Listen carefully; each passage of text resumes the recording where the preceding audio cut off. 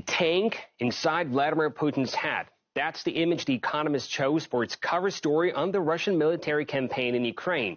And this is what the same magazine had on its front page back when the U.S. invaded Iraq in 2003. A nice picture of George W. Bush and the title, "Now the Waging Peace." Feel the difference, as they say. When you hear American mainstream media talk about the ongoing war in Ukraine, don't forget to check what the very same outlets used to tell the whole world when it was their country conducting military operations.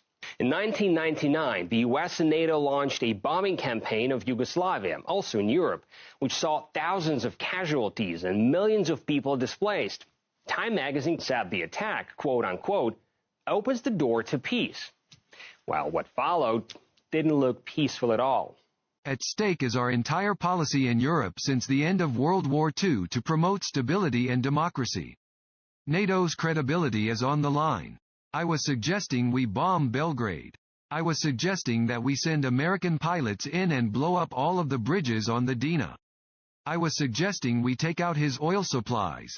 I was suggesting very specific action.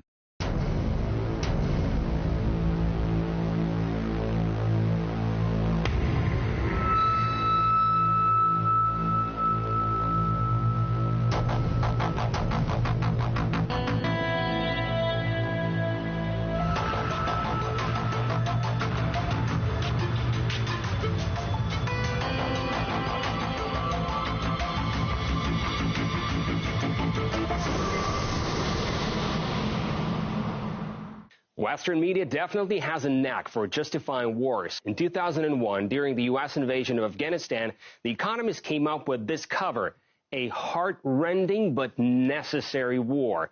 And that's it. No calls for sanctions, for businesses to shut down, no condemnations, just a pat on the back for the American military with little concern for the potential humanitarian catastrophe that would follow the invasion.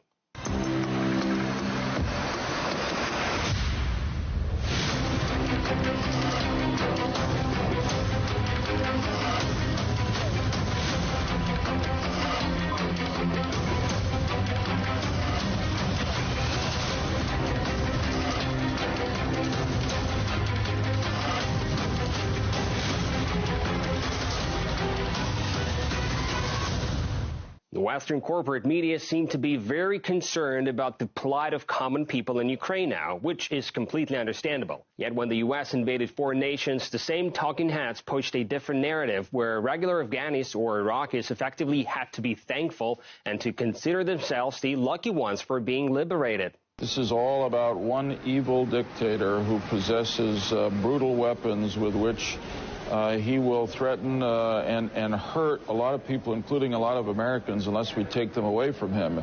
I've been asking this question over and over. Why would we intervene in Libya? The most consistent one is because it'd be the right thing to do, because people are dying for altruistic reasons. Oh, and don't forget, it's Russia that is seen as waging a brutal war and oppressing people. When it comes to the American military, there's always room for admiration and glorification. We see these beautiful pictures at night. I'm guided by the beauty of our weapons. I think Donald Trump became president of the United States. He talked about international norms, international rules, about America's role in enforcing justice in the world. Now the very same media that basically helped to justify multiple wars across the world are preaching about what's going on in Ukraine. And if this conflict between Moscow and Kyiv has exposed anything, it's that there is no limit to the level of double standards and hypocrisy anymore.